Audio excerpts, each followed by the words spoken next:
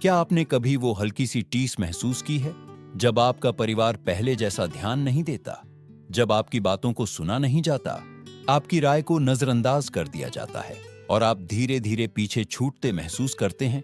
घर का माहौल बदलता जाता है और आप खुद को एक कोने में सिमटा हुआ पाते हैं। अगर आपने महसूस किया है कि आपकी सलाह को अब कोई अहमियत नहीं देता, आपकी मदद को हल्के में लिया जाता है या आपके बिना फैसले हो जाते हैं, तो ये आपकी कल्पना नहीं है। ऐसा बहुत से लोगों के साथ होता है, खासकर उम्र बढ़ने के साथ। अपने ही घर में इज्जत और जगह धीरे धीरे कम होती जाती है, लेकिन सच्चाई ये है, आपको सम्मान वापस पाने के लिए झगड़ा या बहस करने की जरूरत नहीं है। इज्जत मांगी नहीं जाती, कर्मों, आत्मविश्वास और शांत स्वभाव से दोबारा बनाई जाती है। इस वीडियो में हम जानेंगे 5 ऐसे आसान और असरदार तरीके जिनसे आप बिना किसी टकराव के अपनी पहचान, आत्मसम्मान और परिवार में अपनी जगह दोबारा पा सकते हैं। हर कदम व्यवहारिक मनोविज्ञान और जीवन के पुराने अनुभवों पर आधारित है, जो आपको अंदर से मजबूत और बाहर से शांत बनाता है। आखिर में आप समझेंगे कि कैसे सोचने और बर्ताव में किए गए छोटे छोटे बदलाव परिवार के रिश्तों को फिर से सम्मान और प्यार से भर सकते हैं। तो वीडियो के अंत तक बने रहिए, क्योंकि जो शांति और आत्मसम्मान आप ढूंढ रहे हैं, वो दूसरों से नहीं, आपके खुद के अगले कदमों से आएगा। अगर आप बिना आवाज ऊंची किए अपनी पहचान दोबारा पाना चाहते हैं, तो आप बिल्कुल सही जगह पर हैं। चलिए शुरू करते हैं। पहला कदम, सीमाएं दोबारा तय करना, वह भी निरंतरता से। जब घर में आपका सम्मान कम होने लगे, तो सबसे असरदार काम जो आप कर सकते हैं, वो है अपनी व्यक्तिगत सीमाएं दोबारा स्थापित करना, शांति और संयम के साथ। अक्सर उम्र बढ़ने के साथ वे रेखाएं जो पहले साफ थीं कि कौन सी बातें ठीक हैं और कौन सी नहीं, धीरे धीरे धुंधली होने लगती हैं। परिवार के लोग कभी कभी अनजाने में आपकी बात बीच में काट देते हैं, आपकी पसंद को नजरअंदाज करते हैं या आपकी जरूरतों को मामूली समझ लेते हैं। उन्हें लगता है कि आप हमेशा समझौता कर लेंगे ताकि माहौल ठीक बना रहे। लेकिन सच्चा सम्मान हमेशा वहीं से शुरू होता है जहां आप खुद को सम्मान देना शुरू करते हैं। सीमाएं तय करना किसी से झगड़ने या अपनी बात जबरदस्ती मनवाने की बात नहीं है। यह है अपने आप में स्थिर रहना और जो सही है उस पर टिके रहना। छोटे छोटे पल पहचानिए जब आपकी पसंद या सीमा की अनदेखी की जाती है, चाहे वो आपके आराम का समय हो, आपकी दिनचर्या हो या आपका निजी स्थान।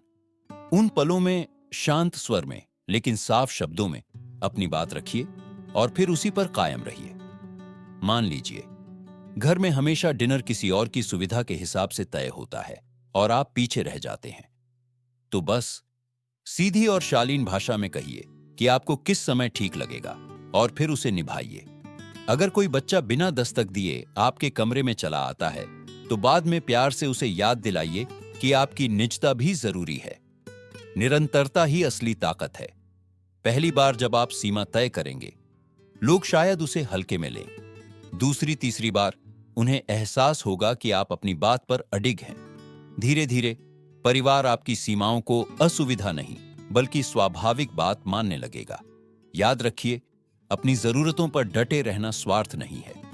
आप दूसरों को सिखा रहे हैं कि आपको किस तरह से पेश आना चाहिए। कई बार परिवारों में कुछ लोग सुलझाने वाले या मध्यस्थ की भूमिका निभाते हैं, जो हमेशा माहौल संभालने की कोशिश करते हैं, खुद की बात पीछे रखकर।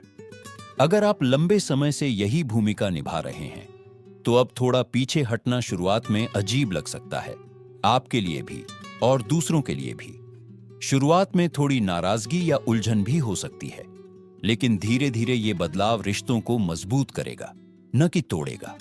एक स्वस्थ परिवार वही होता है जहां हर सदस्य की सीमाओं का सम्मान किया जाता है। और जब आप ऐसा उदाहरण पेश करते हैं, तो बाकी लोगों को भी अपनी सीमाएं तय करने की प्रेरणा मिलती है। स्थिरता आपका मौन समर्थक है। समय के साथ आप देखेंगे कि बातें बदलने लगी हैं। लोग आपके समय और पसंद के बारे में सोचने लगे हैं, फैसले लेने से पहले रुकते हैं। भले ही कोई खुलकर धन्यवाद न कहे, पर भीतर आप महसूस करेंगे एक नया आत्मसम्मान, एक शांत आत्मविश्वास कि आपने अपने जीवन की बागडोर फिर से थाम ली है। मुझे एक बुजुर्ग व्यक्ति याद है, नाम श्री शर्मा जी, जो 70 के पार हैं। कई सालों तक वो अपने बच्चों और पोते पोतियों के हिसाब से ही चलते रहे। हर पारिवारिक मिलन, हर कार्यक्रम, सबका समय दूसरे तय करते थे और शर्मा जी बस चुपचाप साथ निभाते थे। एक दिन उन्होंने ठान लिया कि अब बदलाव करेंगे। उन्होंने बस एक छोटा सा नियम बनाया, मैं रात के 8 बजे के बाद नहीं रुकूंगा। शुरू में परिवार ने कहा, थोड़ा और रुक जाइए ना, पर शर्मा जी ने मुस्कुराकर बहुत विनम्रता से कहा, नहीं बेटा, ये मेरे लिए जरूरी है। कुछ हफ्तों बाद ये बात सबको स्वाभाविक लगने लगी।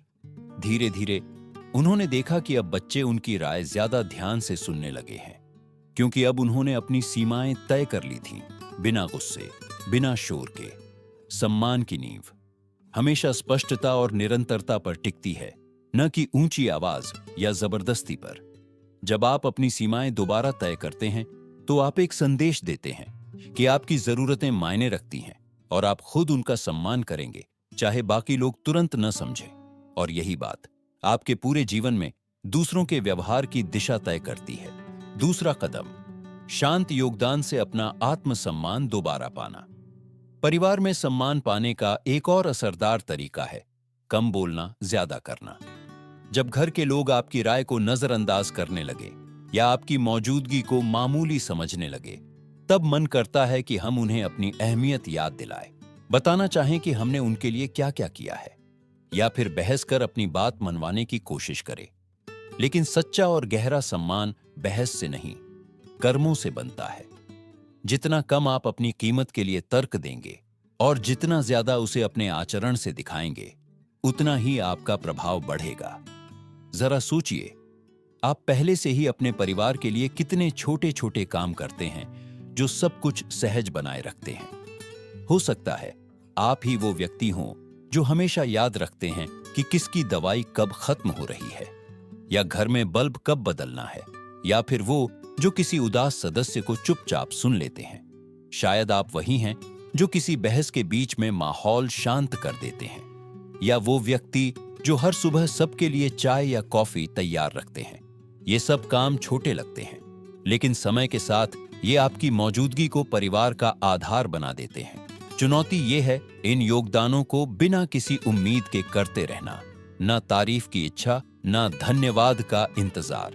जब आप कुछ अच्छा करते हैं और उसे जताने की जरूरत महसूस नहीं करते, तो आप सच्ची निष्ठा से काम कर रहे होते हैं, न कि प्रशंसा पाने की चाह में।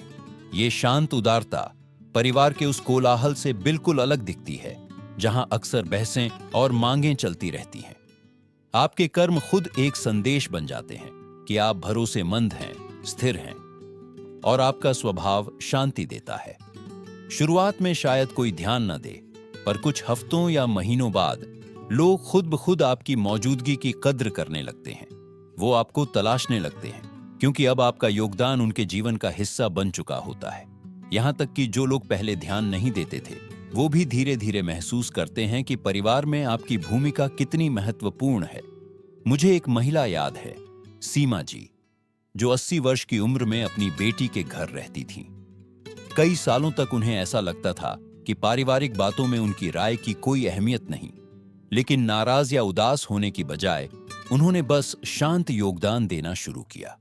जब बेटी व्यस्त होती तो वो घर का खाना बना देती, पोते पोतियों को प्यार भरे संदेश भेजती और जरूरत पड़ने पर परिवार के पालतू कुत्ते की देखभाल भी करती।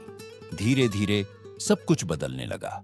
बेटी उनसे सलाह लेने लगी, पोते पोतियां उनसे बातें करने लगे, और पूरा परिवार उनके आसपास सुकून महसूस करने लगा, क्योंकि उन्होंने सम्मान की मांग नहीं की, उन्होंने सम्मान को जिया। ये बात गहराई से मनोविज्ञान पर आधारित है। लोग स्वाभाविक रूप से उस व्यक्ति का आदर करते हैं जो स्थिर, भरोसेमंद और निस्वार्थ होता है। जब आपके काम आपके शब्दों से ज्यादा बोलने लगते हैं, तो आपकी छवि अपने आप मजबूत हो जाती है। परिवार में आपकी शांति और योगदान दूसरों के लिए एक मौन प्रेरणा बन जाते हैं कि सम्मान मांगकर नहीं, बल्कि कर्मों से कमाया जाता है। अगर आपको ये विचार उपयोगी लग रहे हैं, तो नीचे नंबर 2 कमेंट करके जरूर बताइए कि आप यहां तक जुड़े हुए हैं। और अगर आपने अब तक चैनल सब्सक्राइब नहीं किया है, तो कर लीजिए और बेल आइकन दबाना न भूलें, ताकि ऐसे और वीडियो आप तक समय पर पहुंचते रहें। अब आइए अगले कदम की ओर बढ़ते हैं। तीसरा कदम, बुद्धिमानी के साथ भावनात्मक दूरी बनाना।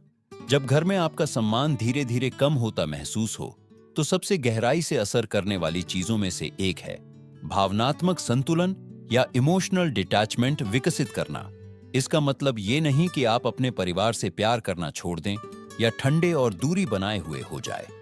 इसका अर्थ है अपनी आत्म मूल्य की भावना को दूसरों के व्यवहार या राय से अलग करना। जैसे जैसे हम उम्र में आगे बढ़ते हैं, परिवार की भावनात्मक लहरें हमें कभी कभी ऐसे बहा ले जाती हैं जिनकी हमने उम्मीद भी नहीं की होती। कभी किसी की कठोर बात, कभी उपेक्षा, या बस किसी का आपको भूल जाना। ये सब बहुत निजी लग सकता है, लेकिन सच्चाई ये है कि ज्यादातर बार ये बातें आपके बारे में नहीं होती, बल्कि उस व्यक्ति के जीवन में चल रही किसी और परेशानी का असर होती है। शायद वो काम के तनाव में है, किसी स्वास्थ्य चिंता में, या किसी ऐसी उलझन में जिससे उनका व्यवहार बदल गया है। भावनात्मक दूरी का पहला कदम है आत्म जागरूकता।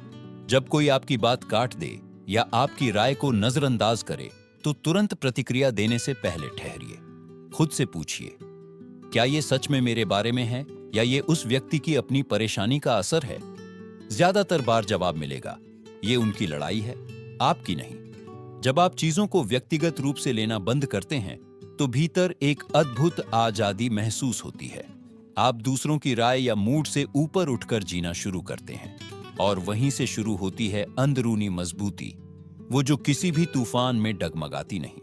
कभी कभी हम स्वाभाविक रूप से चीजें सुधारना चाहते हैं, अपनी बात साबित करना चाहते हैं, या फिर खोया सम्मान वापस पाने के लिए बहस में उतर जाते हैं। लेकिन असली बुद्धिमानी यही सिखाती है, गरिमा, डिग्निटी अक्सर चुप्पी में होती है। जितना कम आप प्रतिक्रिया देंगे, उतना ज्यादा आप अपनी मूल्यों और आत्म संयम में टिके रहेंगे। और यह दूरी आपको कम संवेदनशील नहीं बनाती, बल्कि आपको और गहराई से और शांति से प्यार करना सिखाती है। उदाहरण के लिए, अगर आपका बेटा या बेटी किसी तनावपूर्ण दौर से गुजर रहे हैं और चिड़चिड़े या अनदेखा करने वाले हो गए हैं, तो बहस करने की बजाय आप शांति से उनके लिए उपलब्ध रह सकते हैं, बिना उनकी नकारात्मकता को अपने भीतर उतारे। जब आप उनकी स्वीकृति या तारीफ की जरूरत छोड़ देते हैं, तब आप परिवार के लिए एक स्थिर आधार, अंकर बन जाते हैं। आप समर्थन देते हैं, लेकिन हर भावनात्मक तूफान में खुद को बहने नहीं देते। मुझे एक सज्जन याद है, मधुकर जी, करीब 65 साल के। उनके बच्चे कई बार अपनी परेशानियों में उलझे रहते और उनसे रूखे शब्दों में बात कर बैठते। सालों तक मधुकर जी हर बात को दिल पर ले लेते थे, लेकिन धीरे धीरे उन्होंने सीखा कि दूरी का मतलब उदासीनता नहीं, बल्कि स्पष्टता है।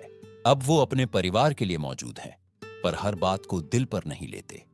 उनकी यही शांति अब घर में सुकून का माहौल बनाती है। मनोविज्ञान के अनुसार जो व्यक्ति स्वयं पर नियंत्रण, सेल्फ मास्टरी रखता है, वो स्वाभाविक रूप से सम्मान पाता है। लोग उन लोगों की ओर आकर्षित होते हैं जो मुश्किल हालात में भी गरिमा और संयम बनाए रखते हैं। आपका शांत स्वभाव खुद एक संदेश बन जाता है कि आप परिवार से गहराई से जुड़े हैं, पर आपकी पहचान किसी और के मूड या राय से तय नहीं होती। याद रखिए, हर परिवार के सदस्य अपनी अपनी लड़ाइयां लड़ रहे होते हैं। कभी कभी सबसे बड़ा सहयोग यही होता है कि आप बस स्थिर और शांत बने रहें। जब आप यह भावनात्मक दूरी अपनाते हैं, तो आप अपने और परिवार दोनों के लिए एक स्वस्थ स्थान बनाते हैं, जहां हर कोई बिना बोझ के बढ़ सके। धीरे धीरे आपकी यही स्थिरता दूसरों के लिए प्रेरणा बनती है। आखिर में, भावनात्मक संतुलन का मतलब दूरी नहीं, बल्कि स्वाभिमान और स्पष्टता है। ये वो कला है जिसमें आप किसी की बात से आहत हुए बिना अपने सम्मान और शांति को बरकरार रखते हैं। और जब आप इसे लगातार अभ्यास में लाते हैं, तो पाएंगे कि न सिर्फ आपका परिवार, बल्कि हर व्यक्ति आपकी शांत और गरिमामयी मौजूदगी का आदर करने लगता है। चौथा कदम, परिवार के बाहर अपने विकास में निवेश करना। घर में सम्मान फिर से पाने का एक और गहरा और अक्सर अनदेखा तरीका है अपने परिवार से परे जाकर खुद के विकास और संतुष्टि पर ध्यान देना। जब आपको लगता है कि परिवार आपकी राय या योगदान की कद्र पहले जैसी नहीं करता, तो हम अनजाने में अपनी पूरी दुनिया सिर्फ उनके इर्द गिर्द बना लेते हैं। हम उनकी स्वीकृति का इंतजार करते हैं, उनके ध्यान की उम्मीद करते हैं, और जब वो नहीं मिलता, तो भीतर खालीपन महसूस करते हैं। लेकिन सबसे आजाद करने वाला बदलाव यही है कि आप अपनी ऊर्जा, अपने शौक, अपनी रुचियों और अपने दोस्तों में फिर से निवेश करना शुरू करें। ये परिवार से दूर जाने की बात नहीं है, बल्कि अपने असली आत्म से दोबारा जुड़ने की बात है। जब आप घर के बाहर किसी नई गतिविधि में शामिल होते हैं या अपने पुराने शौक को दोबारा अपनाते हैं, तो आप अपने भीतर एक नई ताजगी और आत्मविश्वास लेकर लौटते हैं, जो अपने आप परिवार के माहौल में भी सकारात्मक असर डालता है। जो सम्मान घर में कभी धीरे धीरे कम हो गया था, वो अक्सर उसी शांति से लौट आता है। जब परिवार को दिखने लगता है कि आपकी खुशी और आत्मसम्मान सिर्फ उन पर निर्भर नहीं है। शुरुआत कीजिए उन चीजों को याद करके जो कभी आपको सच्चा आनंद देती थी। शायद आपको बागवानी पसंद थी, शायद आप संगीत, पेंटिंग या लेखन किया करते थे, या किसी समाज सेवी संस्था से जुड़े थे। अब वक्त है कि उन रुचियों को धीरे धीरे फिर से जगाइए। चाहे किसी सामुदायिक केंद्र में कोई नया कोर्स ज्वाइन करें, या सुबह की वॉक ग्रुप में शामिल हों, या पुराने दोस्तों से दोबारा संपर्क करें। शुरुआत में यह थोड़ा अजीब लग सकता है, लेकिन यकीन मानिए, जैसे जैसे आप खुद में निवेश करेंगे, आपका आत्मविश्वास और संतुलन दोनों बढ़ते जाएंगे। ये छोटे छोटे बदलाव घर के माहौल पर भी बड़ा असर डालते हैं। जब आप नई चीजें सीखते हैं, नए अनुभव जीते हैं, तो आप घर लौटते हैं नई कहानियां लेकर, ऐसी बातें जो सिर्फ आपकी हैं। धीरे धीरे परिवार के लोग भी इन बातों में दिलचस्पी लेने लगते हैं। शुरुआत में शायद उन्हें थोड़ा आश्चर्य हो, यहां तक कि उन्हें आपका नया आत्मविश्वास अजीब लगे, लेकिन समय के साथ वे आपकी नई पहचान का सम्मान करने लगते हैं।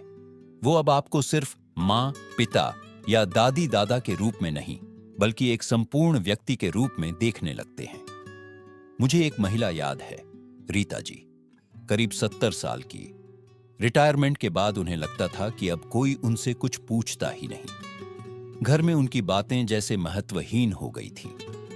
फिर उन्होंने अपने पुराने शौक, पेंटिंग को दोबारा शुरू किया और पास के एक एनिमल शेल्टर में हफ्ते में 2 दिन वॉलंटियर बनने लगी। धीरे धीरे उनका आत्मविश्वास लौट आया। वो घर आती तो अपने बनाए चित्र दिखाती, जानवरों की कहानियां सुनाती, और परिवार के लोग अब उनकी बातों को ध्यान से सुनते थे। उनका नया जोश पूरे घर में नई ऊर्जा ले आया।